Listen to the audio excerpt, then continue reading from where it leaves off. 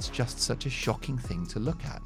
It's a dark photo, but now it's entered a dark realm. If she's had a tour of the palace, well then, if it were criminal or inappropriate, it's happened on royal territory, on hallowed turf.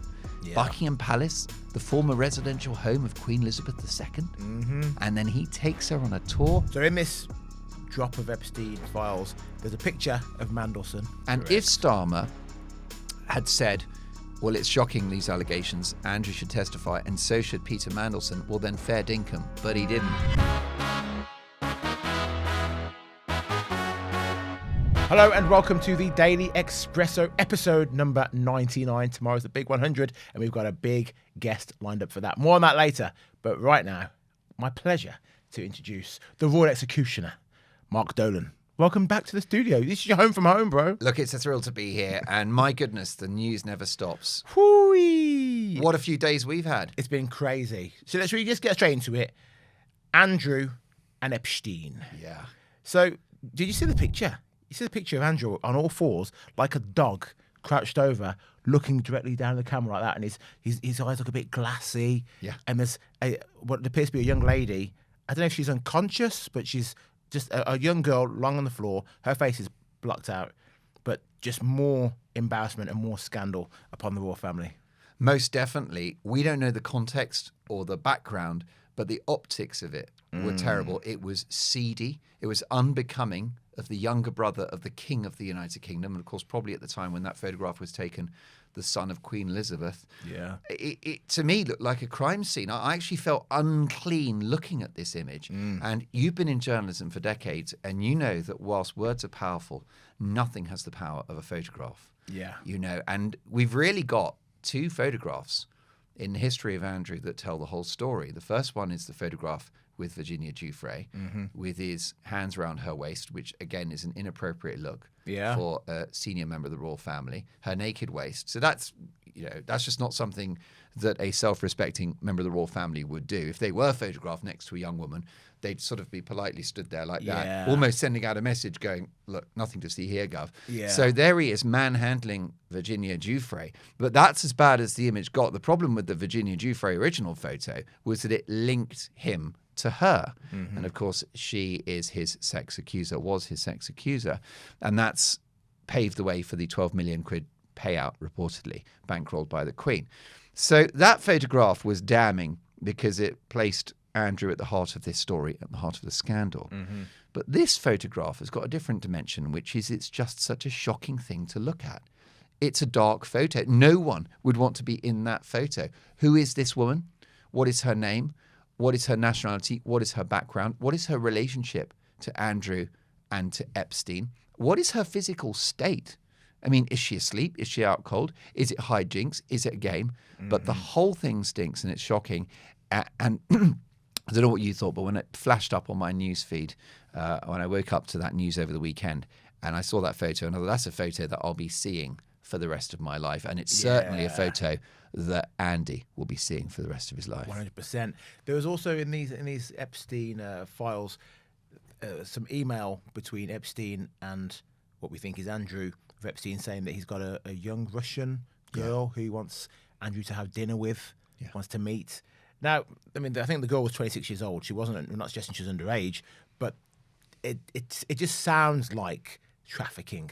You know, it very much sounds like Epstein is flying out escorts to go and do things with Andrew.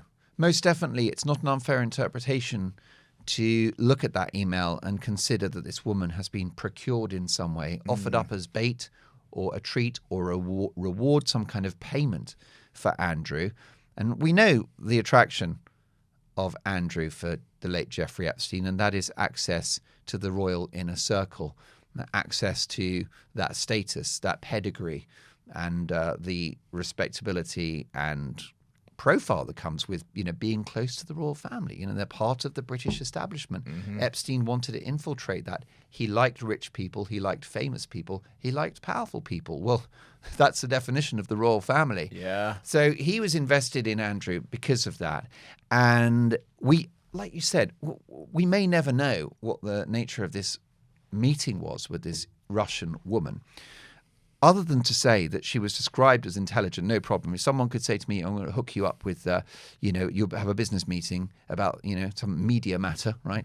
And the person you'll be meeting is intelligent, well-connected, and knowledgeable, right? Those are sensible.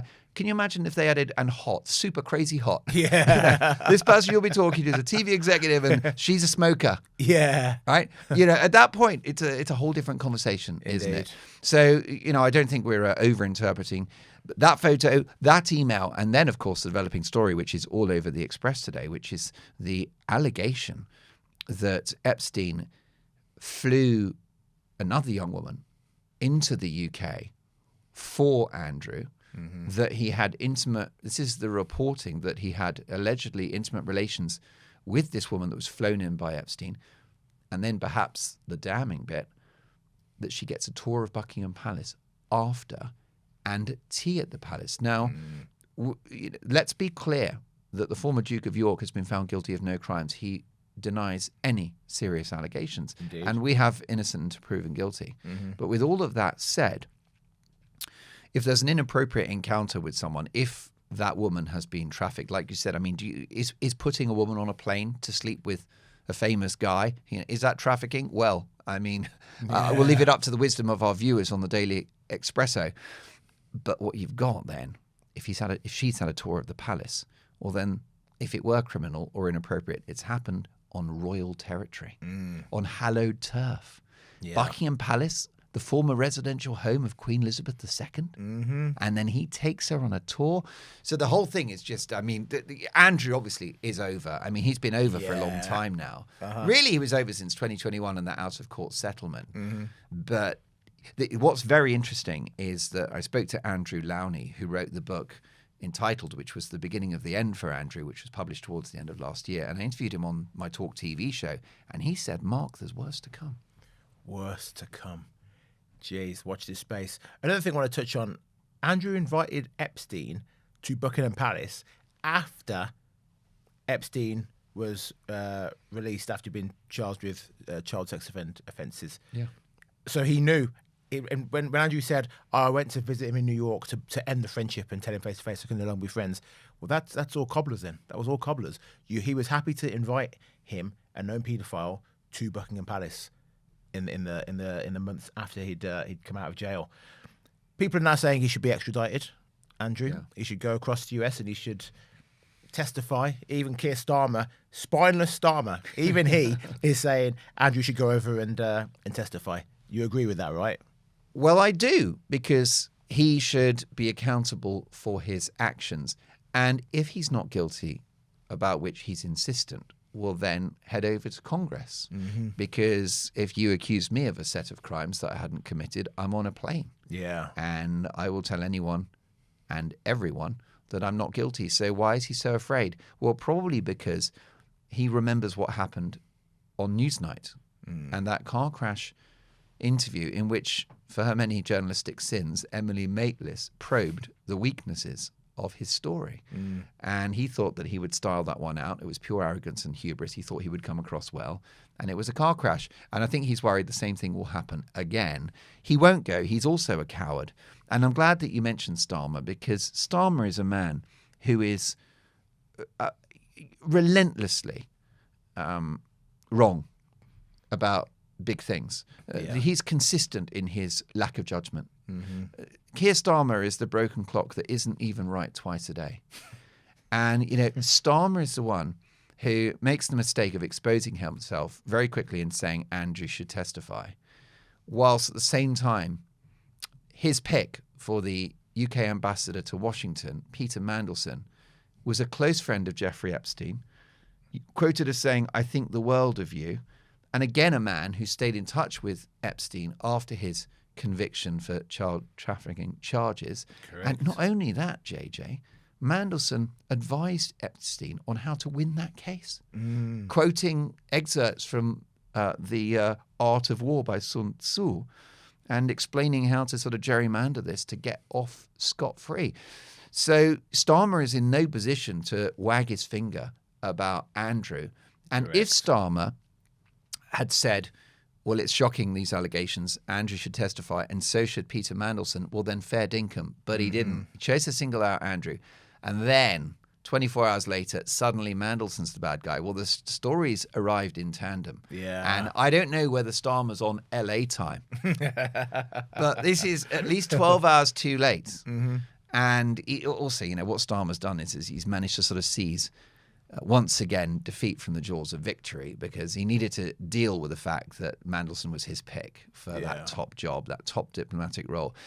And with regard to Starmer, we had so much intel that demonstrated the depravity, the lack of an ethical approach that we've got from Peter Mandelson. Peter Mandelson, he's a wrong 'un, in my humble opinion, and I'll back that up with clear facts. It's a guy that's been sacked from a cabinet position twice in his career. Once in 98 for taking a massive loan from a cabinet colleague, not telling the House of Commons authorities, not telling his mortgage company. 2001, leaning on the Home Office to grant a passport and citizenship to a member of the Hinduja family who was sponsoring his precious Millennium Dome project. This is a guy he loves to be on yachts with Russian oligarchs. Mm-hmm. He's very attracted to rich people and a close personal friend of Jeffrey Epstein. So the idea, we knew all of these things before Starmer made that decision, and it's a crazy self-inflicted crisis on the part of Starmer. I don't know why Starmer reignited that whole Mandelson relationship, and was it to keep Tony Blair on board for his premiership and that whole sort of political faction? Now, was it just starstruck? Because let's not forget that many of those Blairite figures, they're still in awe of Peter Mandelson because he was the architect of the New Labour revolution. By the way, I mean, what a negative contribution Peter Mandelson has had to British public life, because we've not just had all the scandal, JJ. This is the guy that brought spin to the UK. Yes. Yeah. Do you remember the rapid rebuttal unit from Millbank Tower and the politics of something for nothing, telling the public that they'll get something which isn't affordable and is not sustainable, ain't going to happen? Basically snake oil. Political snake oil is what we got from Blair. All of that was engineered by Lord Mandelson. Indeed.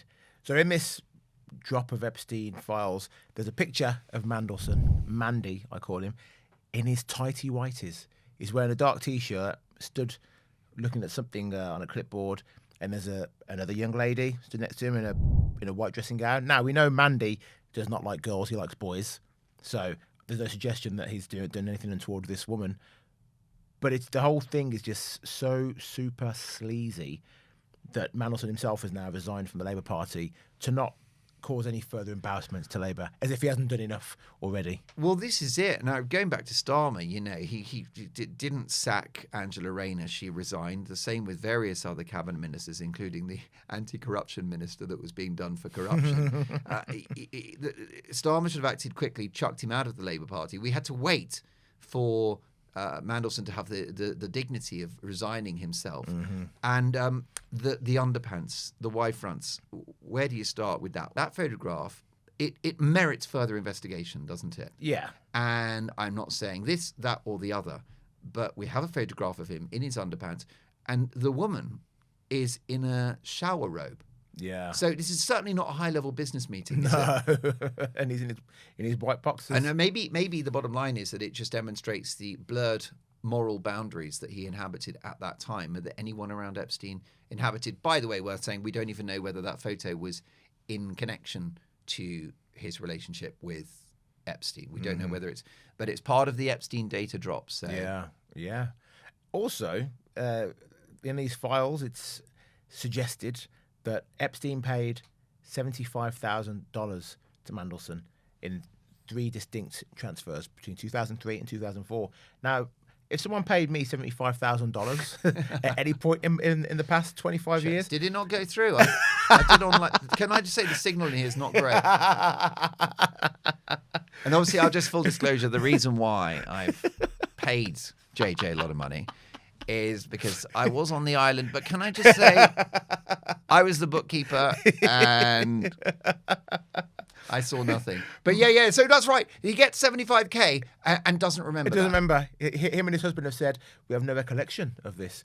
You're going to remember if someone's dropped 75k in your bank account, especially Mandelson, who never seemed to have any money of his own. He was always getting money from friends. That's right. He's got that Sarah Ferguson disease of Yeah. being permanently broke. Yeah. And it doesn't really make sense because he's been at the top end of public life for decades. Going from one plum job to another, it doesn't really make sense. And the one thing is that he admires rich people. Yes. I mean, what are the things that motivate Mandelson? Well, power, money. Those are sex. Well, that's the question mark. There's certainly power and money, and 75k. And of course, the guy's a master of spin. Don't forget that his nickname back in the day was Prince of Darkness. Yes. He prided himself on his Machiavellian approach to public relations, and he knows his onions when it comes to managing a story. Now, he said that these receipts, these bank statements, come from JP Morgan, I believe. Yes. And he said, I believe they're false. I've got no memory, and I would like JP Morgan to investigate the veracity. Well, what he's doing there, guilty or not guilty, is playing for time, because that buys him a month, at which point he hopes the story's gone away. Yeah. That's it. For me, it's a delaying tactic. We should strip him of his peerage, no? We've stripped Andrew. How of his can he peerage, sit in the his House of titles. Lords? Yeah. How can he? That should be what should be happening. He should be stripped of his peerage. Most definitely, and Number 10 now have chipped in with that. But like I said earlier, 12 hours too late, but better late than never. Well, let's go to Sarah Ferguson. In one of the email exchanges between her and Epstein, she called Epstein a legend before signing off with the message, "Kiss, kiss, I'm at your service. Just marry me." Blah. She makes me want to vomit. She's so grubby. She clearly will do anything for cash. That is it. She wants to preserve her crazy lifestyle of going on expensive trips, going to the most expensive designer shops in the world, flying private, flying first class, and she wants someone to pay for that. And she doesn't care that it's a convicted paedophile who's going to be doing that for her. No, she's a malign, narcissistic gold digger. She's the world's biggest grifter. She's a woman of zero ethics, zero integrity. And I'm very curious what's going to happen with the girls now, Beatrice and Eugenie. Yeah. Now, it was, again, cracking exclusive in the Express about how Beatrice has disowned her father. Now, this is before the latest data dump. And this is before the All Fours image, all four gate. Yeah.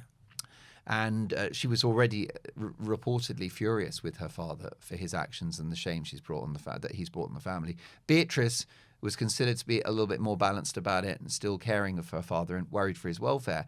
But I just wonder whether now both girls are just going to disown their parents, because they've got a choice to make, JJ. If they stay in Team York, if we can still call it that, well then forget about being princess, forget about Christmas at Sandringham, forget about, walking with the royal family out of church on Christmas morning. They'll be out on their ear, and they'll be thinking about that, because I have to tell you, speaking to Andrew Lowney again, his brilliant book about Andrew, he's not crying a river for Beatrice and Eugenie. No. And he said that they're actually as much of a pair of grifters as the parents. They've learned from the best. Yeah. And he said that actually that royal patronage is very important to them, which is why they may well choose the firm over their own parents. But yeah, Fergie, I mean, there was talk that she might go back to America and do some kind of brand deal, or maybe a tell-all book or an interview. But this is unlikely now, because before, a lot of the noise around Fergie was scandal, it was salacious, it was titillating. But now it's entered a dark realm. And this is a woman who stayed in touch with Epstein, just like Mandelson and just like Andrew, after he served time for the most awful crime.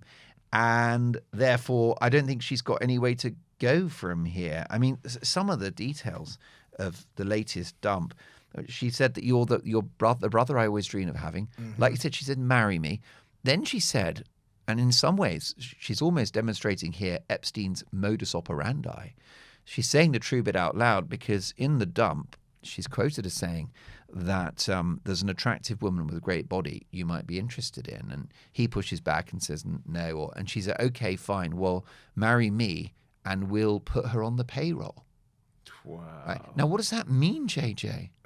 I can tell you. Do you even want to go there in your head? I don't want to go there in my head. In 2009, she brazenly messages Epstein and says, I urgently need £20,000 for rent today.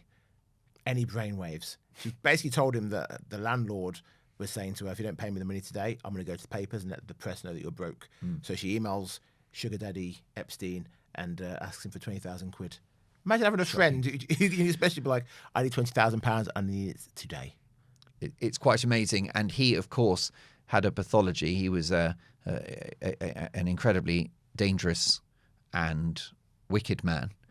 And what he had was power. He had leverage. And what's another developing story, there are so many dimensions to this. The reason why we can't just laugh this off as celebs behaving badly, there's a national security element. Because further reports coming in today are that Epstein may have had links with the KGB, with the Kremlin. He was known to Putin. It's understood. I don't know whether it was face-to-face, but they communicated. And it's possible that Epstein was being used as an agent on the part of the Russian state. Now, we don't have that evidence, but there is a line of inquiry that's being pursued by the FBI on that. At which point, if Andrew has been very friendly with Epstein and facilitated his activities, well, then Andrew's been Epstein's useful idiot. And Andrew has helped someone that's working on behalf of the Russian state. Now, these are if, buts, and maybes. But when Andrew Lowney, the author of the book that brought Andrew down, when he says there's worse to come, he means it. Yeah. Let's very quickly just touch on Jay-Z. He wasn't actually named in this specific dump, but he's part of a wider investigation into Epstein. So there's a woman, who says that she woke up in a room and Harvey Weinstein and Jay-Z were both stood there, and she was assaulted. And Jay-Z has gone quiet. His superstar wife, Beyonce, gone quiet. When P. Diddy went down last year, gosh, that was only last year. When he went down last year, I said at the time, Jay-Z and Beyonce knew P. Diddy very intimately. Jay-Z was so good friends with, he called P. Diddy his brother. Jay-Z would not buy certain brands because if P. Diddy had a stake in a rival brand, he would only ever buy stuff that P. Diddy was part owner of or promoting. That's how close they were. They had made music together. They'd been best friends for years. When Diddy went down, Jay-Z and Beyonce said nothing. When R. Kelly went down, Jay-Z, Beyonce, who had worked with him, they'd toured with him, they'd recorded music with him, they said nothing. You do wonder whether there are parallels between P. Diddy and Jeffrey Epstein, two pathologically wicked men with power, a proclivity to sex and perverted sex at that. And I was actually quite shocked at the time, the sentence that P. Diddy got. That it struck me as insufficient for his alleged crimes. But what's very important is the victims. No one ever talks about the victims, do they? No, that's true. And what's really important is that the alleged victims are heard, that they have their day in court, and that if crimes were committed, that justice is served. Absolutely. Mark Dolan, I am exhausted after that. What a I whirlwind. I was hoping we could have a chuckle today, but good luck with that. Yes. What are you going to do? Well, seriously. There's always tomorrow. Of course There's there always is. tomorrow. Hey, I can't wait for episode 100. Episode 100 tomorrow, and our special guest is Lee Anderson. Are you serious? Yeah. It's a very, very straightforward, down the line, no nonsense chat with Lee Anderson. The guy is exactly as you see him. What's the Ron Seal? Does what it says on the tin. It really is. He's the most authentic politician in the country, and I work with him at GB News. He's a gentleman. Yeah. He's a man of conviction. He's fearless. The other thing is he's very funny. Yeah, he is. Yeah, he is. So stay tuned for that one tomorrow, episode number 100. But for now, that's all we've got time for. Thank you very much for watching the Daily Expresso. Thank you to Mark Dolan. Thank you, JJ. Hit the hype button. Like and subscribe. And also a big thank you to all of our viewers. Let me know where you're from. I know we've got some people from America, some Canadians, even some Australians watching and listening. Hit the comment section and let us know exactly where you are from. Bye-bye for now.